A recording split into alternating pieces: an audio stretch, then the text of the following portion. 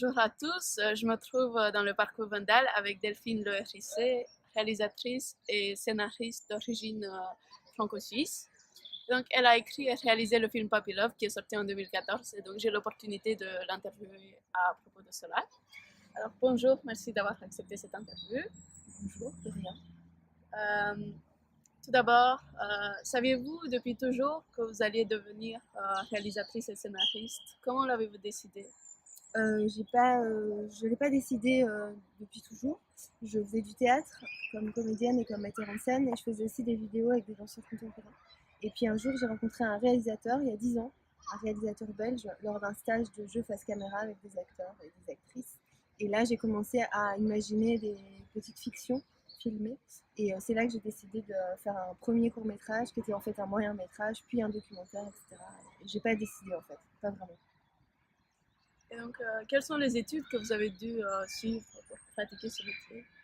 Eh bien, j'ai pas fait d'études. J'ai arrêté l'école après mon bac, donc comme après l'arrêté. J'ai essayé de suivre un cursus de, de théâtre et d'art du spectacle à l'université, mais je m'y ennuyais un peu. Et donc j'ai tout de suite fait une école pour pratiquer le théâtre et la mise en scène. Et en fait, ça m'a amené au bout d'un moment à faire ce métier, à force de rencontrer des gens et de travailler dans l'univers du jeu d'acteur. Alors, vous avez réalisé et écrit le film Puppy Love qui est sorti en 2014 et qui raconte l'histoire de Diane, interprétée par Solène Rigaud, une adolescente assez solitaire qui veut s'arracher de l'enfance et devenir une jeune adulte. Et donc, pour faire cela, elle se laisse fortement influencer par sa nouvelle voisine Julia, interprétée par Audrey Bastien. Et donc, elles vivent ensemble de nombreuses expériences assez bouleversantes pour Diane. Et ceci en peu de temps. Je pense que l'histoire se déroule tout au Sur long quelques d'un mois. semestre. Ouais. Oui.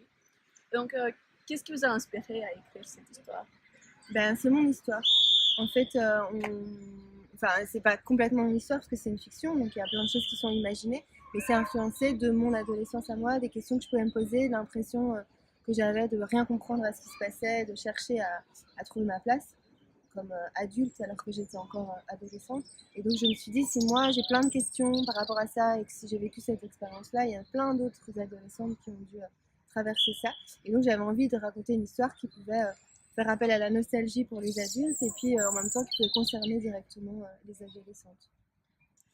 Et donc, que signifie le titre du film et pourquoi avez-vous choisi celui-ci? En fait, au départ, c'est un titre de travail parce qu'on écrit un scénario, on a besoin de lui donner un titre, mais je voulais pas un titre en anglais spécialement. Et j'ai trouvé cette expression dans Wikipédia. Et donc, Puppy Love, ça veut dire le premier amour adolescent, mais ça se traduit pas en français. Moi, je voulais un titre en français. Et ça veut dire ce moment où on est tellement amoureux qu'on fait que se faire des petits bisous et on est comme avec un petit chiot, quoi.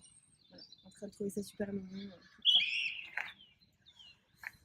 Et donc, euh, est-ce qu'il y a eu des scènes particulièrement difficiles à filmer? Quel a été le plus grand challenge durant le tournage du film?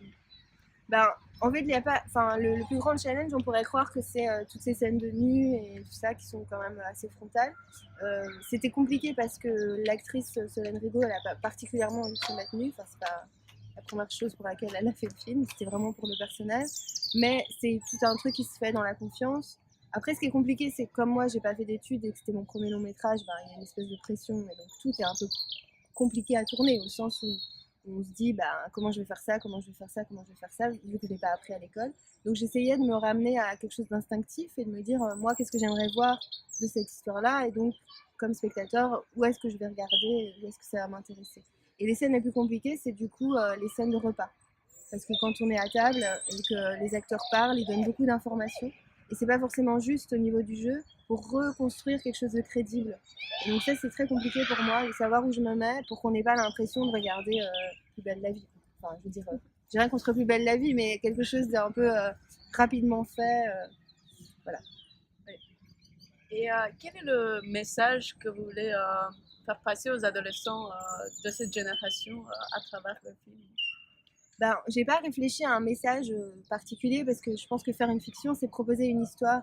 C'est pas comme quand on fait un documentaire où on veut dénoncer quelque chose ou parfois juste filmer la réalité pour la montrer aux autres, au plus grand nombre.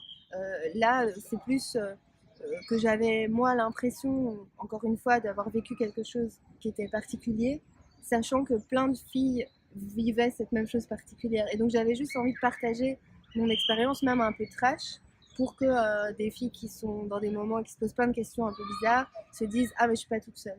Et puis, peut-être tout le monde ne partage pas ce même sentiment et n'a pas vécu son adolescence de la même façon. Mais au moins, ça pouvait concerner celles qui se posaient des questions. Et après, les autres, c'est juste une histoire, donc c'est une proposition. Et j'ai eu ces retours-là. Il y a des jeunes filles qui ont vu le film et qui m'ont dit c'est génial, je me sens moins seule et je me sens moins cinglée, bizarre ou quoi. Donc voilà, c'était gagné. Et donc, lorsque vous revoyez le film maintenant, soit 3 ans après sa sortie, est-ce qu'il y a des choses que vous aimeriez changer? Je ne l'ai pas vu depuis longtemps et c'est très compliqué de regarder les films qu'on fait. Je pense que pour tous les réalisateurs, c'est compliqué. Après, je pense qu'on a toujours envie de faire quelque chose de mieux et on ne peut pas le faire. On ne peut pas améliorer au fur et à mesure. Et puis, on ne peut pas être dans la salle avec les spectateurs en disant oui, bon, ce jour-là, on a tourné, mais en fait, j'aurais voulu ça, mais on n'a pas pu, mais c'est pas grave. Enfin, donc, on doit accepter l'objet qu'on a fabriqué. Et puis voilà, il fait son chemin. Et puis, il y a des gens qui vont aimer un truc. Donc, voilà. Mais en fait, on ne peut pas faire un film pour que ça nous plaise à nous entièrement ou que ça plaise entièrement aux spectateurs. Enfin, voilà, il y aura forcément des trucs qu'on trouvera plus fragiles. Et en fait, l'idée, c'est de continuer à faire des films pour s'améliorer en tant que metteur en scène, mais aussi proposer d'autres histoires. Et puis, voilà. Et donc, est-ce que vous avez d'autres projets en cours à présent? Verrons-nous éventuellement un nouveau film sortir dans les mois ou dans les années à venir? Je tourne cet été le prochain film long métrage que je vais faire avec un personnage principal qui a 12-13 ans, qui est un garçon, et qui voit tout son monde familial et toute sa vie un peu s'écrouler parce que c'est la canicule et ses parents sont agriculteurs. Donc c'est un film à la fois sur le climat, sur les changements sociétaux. Voilà, c'est un film avec des grands sujets, c'est un drame. Et ça va être bien, un bon drame. J'ai hâte de le voir. Et donc, merci beaucoup d'avoir accepté cette interview. C'était un plaisir de passer du temps avec vous. Merci aussi. Et donc, je vous invite à présent à regarder la bande-annonce du film Puppy Love qui est sorti en 2014. Et donc, bonne journée à vous. Get up, it's time. Le mec, il est à poil. Allez, venez. Putain, Diane, qu'est-ce que tu fous là? Diane! C'est bon, on s'en fout, elle a envie d'être à poil. Je l'ai fait ce week-end. Pardon. Il a dit que la première fois t'as pas de plaisir, tu vois. Éteins ça. Tu pourrais frapper. Bonjour. Bonjour. J'habite la maison d'à côté. Je m'appelle Julia. C'est cool. Bah oui, tu viens avec moi, t'es mon alibi. Par contre, tu viens, mais on fait ce que je dis. Pas parce que t'es là que tu vas m'empêcher de faire ce que je veux. Donc, viens. Tu vois le mec là-bas? Tu vas le voir et tu le chopes. Tu te le fais.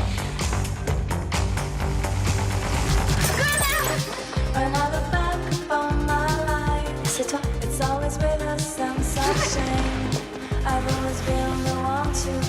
Ouais, t'arrêtes pas. Ça vaut de regarder. Moi, je trouve ça beau. Enfin, je le trouve beau.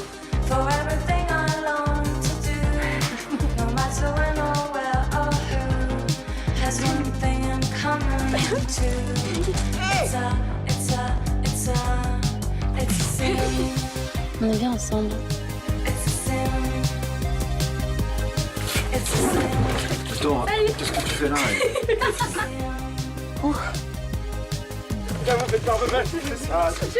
Toi, tu me trouves bonne? Quoi? Toi, tu voudrais coucher avec moi? Diane, ça va pas? Je suis ton père, je peux pas. Est-ce que tu pourrais faire l'amour avec moi?